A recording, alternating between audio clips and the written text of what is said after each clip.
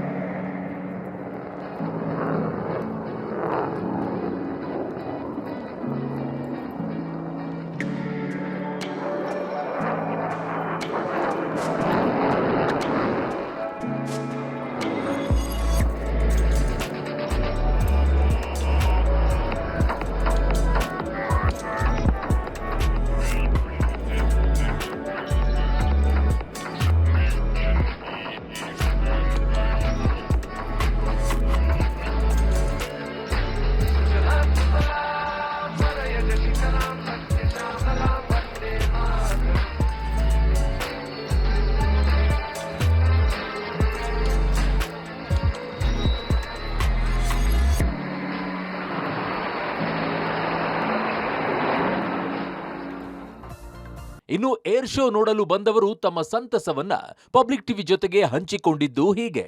First time ನಾನು ಬಂದಿರೋದು. ಇದು ನೋಡಿ ಭಾಳ ಖುಷಿ ಆಗ್ತಾ ಇದೆ. ಆ್ಯಕ್ಚುಲಿ ನಾನು ನನ್ನ ಮಗಳಿಗೆ ಇದನ್ನು ತೋರಿಸ್ಬೇಕು ಅಂತ ಕರ್ಕೊಂಡ್ಬಂದಿದ್ದೀನಿ. ಇದನ್ನೆಲ್ಲ ನೋಡ್ತಾ ಇದ್ರೆ ನಮ್ಮ ದೇಶದ ಬಗ್ಗೆ ಭಾಳ ಹೆಮ್ಮೆ ಆಗ್ತಾ ಇದೆ. ತುಂಬ ಪ್ರೌಡ್ ಅನಿಸುತ್ತೆ ಇಂಡಿಯಾ ಬಗ್ಗೆ, ನಮ್ಮ ಡಿಫೆನ್ಸ್ ಬಗ್ಗೆ.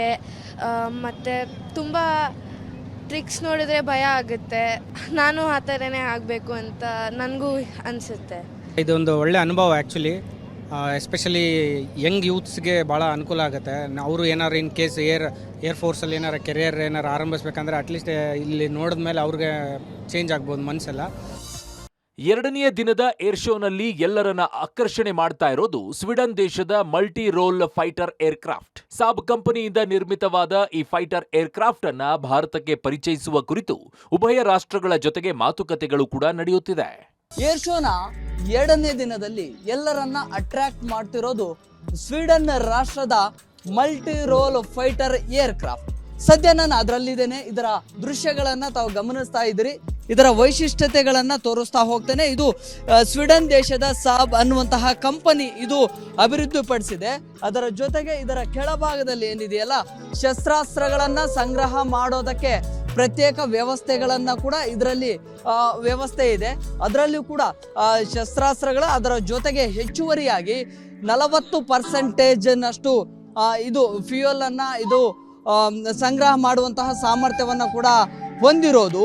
ಇವೇನಿದೆ ಅಲ್ಲ ಕೆಳಭಾಗದಲ್ಲಿ, ಇದು ಹಾರ್ಡ್ ಪಾಯಿಂಟ್ಸ್ಗಳಂತ ಹೇಳಿ ಇದನ್ನ ಕರೆಯಲಾಗುತ್ತೆ. ಅಂದ್ರೆ ಇಂಧನ ಸಂಗ್ರಹಕ್ಕಾಗಿ, ಜೊತೆಗೆ ಬೇರೆ ಬೇರೆ ಶಸ್ತ್ರಾಸ್ತ್ರಗಳನ್ನ, ಮಿಸೈಲ್ಗಳನ್ನಾಗ್ಲಿ ಅಥವಾ ಬೇರೆ ಯುದ್ಧೋಪಕರಣಗಳನ್ನ ಸಂಗ್ರಹ ಮಾಡಲಿಕ್ಕೆ ಪ್ರತ್ಯೇಕವಾಗಿರುವಂತಹ ವ್ಯವಸ್ಥೆಗಳನ್ನ ಮಾಡಿರ್ತಾರೆ.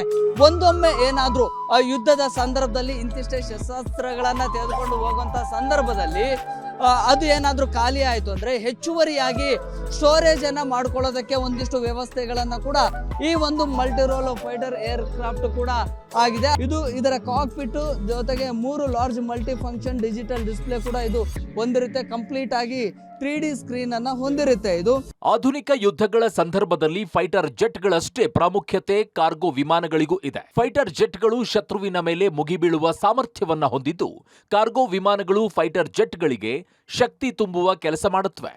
ಅದೇ ರೀತಿ ಈ ಬಾರಿ ಏರ್ ಶೋನಲ್ಲಿ C390 ಮಿಲಿನಿಯಂ ಹೆಸರಿನ ಭಾರೀ ಗಾತ್ರದ ಬ್ರೆಜಿಲ್ ಮೂಲದ ಕಾರ್ಗೋ ವಿಮಾನ ಎಲ್ಲರನ್ನೂ ತನ್ನತ್ತ ಸೆಳೆಯುತ್ತಿದೆ.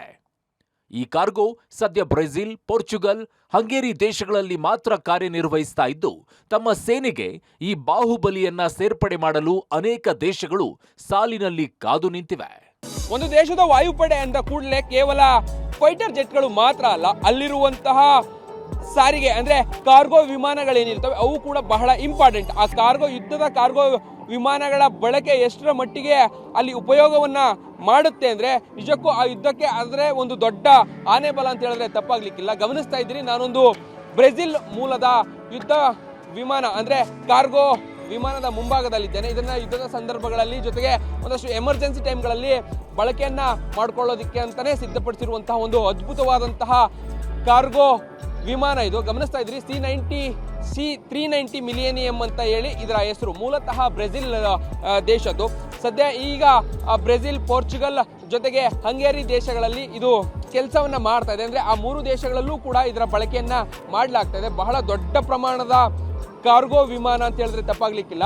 ಕಾರಣ ಸರಿಸುಮಾರು 6 ರೀತಿಯಲ್ಲಿ ಈ ಯುದ್ಧ ಕಾರ್ಗೋ ವಿಮಾನ ಏನಿದೆ ಇದನ್ನ ಬಳಕೆಯನ್ನ ಮಾಡಬಹುದು. ಬಹಳ ಪ್ರಮುಖವಾಗಿ ಏರ್ ಲಿಫ್ಟ್ ಮಾಡೋದಕ್ಕೂ ಕೂಡ ಇದನ್ನ ಬಳಕೆಯನ್ನ ಮಾಡಲಾಗುತ್ತೆ. ಬಹಳ ಮುಖ್ಯವಾದಂಥದ್ದೇ ಏರ್ ಲಿಫ್ಟ್ ನ ವಿಚಾರ. ಒಂದು ಕಡೆಯಿಂದ ಮತ್ತೊಂದು ಕಡೆಗೆ ಯುದ್ಧ ಸಾಮಗ್ರಿಗಳನ್ನ ತೆಗೆದುಕೊಂಡು ಹೋಗಬೇಕು, ಜೊತೆಗೆ ಒಂದ್ ಕಡೆಯಿಂದ ಮತ್ತೊಂದು ಕಡೆಗೆ ಏನಾದರೂ ಎಮರ್ಜೆನ್ಸಿಯನ್ನ ಇದ್ದಂಥ ಸಂದರ್ಭದಲ್ಲಿ ಏನಾದರೂ ಸಾಗಿಸಬೇಕು ಅನ್ನೋ ಸಂದರ್ಭದಲ್ಲಿ ಏರ್ ಲಿಫ್ಟ್ ಮಾಡಲಿಕ್ಕೆ ಇದನ್ನ ಬಳಕೆಯನ್ನ ಮಾಡಲಾಗುತ್ತೆ. ಇನ್ನು ಇದರ ಉದ್ದ ಅಗಲಗಳನ್ನ ನೀವು ನೋಡ್ತಾ ಹೋಗ್ಬೋದು. ಬಹಳ ದೊಡ್ಡ ಕಾರ್ಗೋ ವಿಮಾನ. ಇದರ ಉದ್ದವನ್ನ ನೋಡ್ತಾ ಹೋಗ್ಬೋದು. 115 ಅಡಿಗಳಷ್ಟು ಉದ್ದ ಇರುವಂಥದ್ದು. ಬೆಂಗಳೂರಿನ ವೈಟ್ಫೀಲ್ಡ್ನ ಸ್ಕ್ಯಾನ್ ಡ್ರೋನ್ ಎಂಬ ಕಂಪನಿ ಪ್ರದರ್ಶಕರ ಗಮನ ಸೆಳೀತಾ ಇದೆ. 200 ಕೆಜಿ ತೂಕವನ್ನ ಹೊತ್ತೊಯ್ಯಬಲ್ಲ ಸಾಮರ್ಥ್ಯದ ಬೃಹತ್ ಗಾತ್ರದ ಡ್ರೋನ್ ಮಾರುಕಟ್ಟೆಗೆ ಪರಿಚಯವಾಗ್ತಿದೆ. ಹಿಮಾಲಯ ಪರ್ವತ ಕಣಿವೆಗಳಲ್ಲಿ ಎಷ್ಟೇ ದಟ್ಟವಾದ ಮಂಜು ಆವರಿಸಿದ್ರೂ ಲೀಲಾಜಾಲವಾಗಿ ಹಾರಾಟ ನಡೆಸಿ ಒಂದು ಸ್ಥಳದಿಂದ ಮತ್ತೊಂದು ಸ್ಥಳಕ್ಕೆ ಔಷಧಿ, ಸರಕು, ವೆಪನ್ಸ್, ಇತರೆ ವಸ್ತುಗಳನ್ನ ಈ ಡ್ರೋನ್ ಸಾಗಿಸುತ್ತೆ.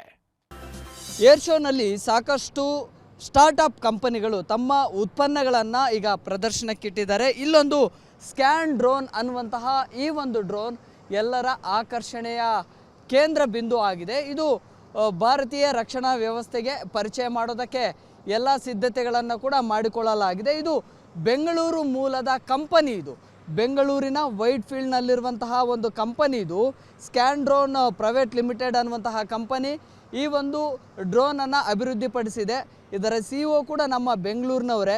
ಇದು ತುಂಬ ಬೃಹತ್ ಗಾತ್ರದ ಡ್ರೋನ್ ಆಗಿದೆ. 500 ಕೆಜಿಯ ತೂಕ ಇರುವಂತಹ ಡ್ರೋನ್ ಇದು. ಇದನ್ನು ಹೆಚ್ಚಾಗಿ ರಕ್ಷಣಾ ವ್ಯವಸ್ಥೆಗಳಲ್ಲಿ, ಅದರಲ್ಲಿ ಕೂಡ ಇಂಡಿಯನ್ ಆರ್ಮಿ ಅದರಲ್ಲಿ ಹೆಚ್ಚಾಗಿ ಇದನ್ನು ಬಳಕೆ ಮಾಡಿಕೊಳ್ಳಲಾಗುತ್ತೆ. ಅದರಲ್ಲಿ ಕೂಡ ಹಿಮಾಲಯ ಪರ್ವತಗಳಲ್ಲಿ ಜೊತೆಗೆ ಕಣಿವೆಗಳಲ್ಲಿ ತುಂಬ ಹಿಮಪಾತ ಆಗುವಂಥ ಸಂದರ್ಭಗಳಲ್ಲಿ ಇದು ಒಂದಿಷ್ಟು ಮೆಡಿಸಿನ್ಗಳನ್ನಾಗಲಿ ಅಥವಾ ವೆಪನ್ಸ್ಗಳನ್ನಾಗಲಿ ಅಥವಾ ಒಂದಿಷ್ಟು ವಸ್ತುಗಳನ್ನು ಅಥವಾ ಉಪಕರಣಗಳನ್ನು ಹೊತ್ತೊಯ್ಯಬಲ್ಲಂತಹ ಒಂದು ಸಾಮರ್ಥ್ಯವನ್ನು ಕೂಡ ಇದು ಹೊಂದಿದೆ. ಒಟ್ಟಾರೆ ಬೆಂಗಳೂರಿನ ಬಿರು ಬೇಸುಗೆಯ ನೀಲಿ ಆಗಸದಲ್ಲಿ ಲೋಹದ ಹಕ್ಕಿಗಳ ಘರ್ಜನೆ ಇನ್ನೂ 2 ದಿನ ಕೇಳಿಸಲಿದೆ. ವಾಯುನೆಲೆಗೆ ಭೇಟಿ ನೀಡುತ್ತಿರುವ ಜನರು ಏರ್ ಶೋವನ್ನ ಎಂಜಾಯ್ ಮಾಡ್ತಾ ಇದ್ದಾರೆ. News desk, public TV.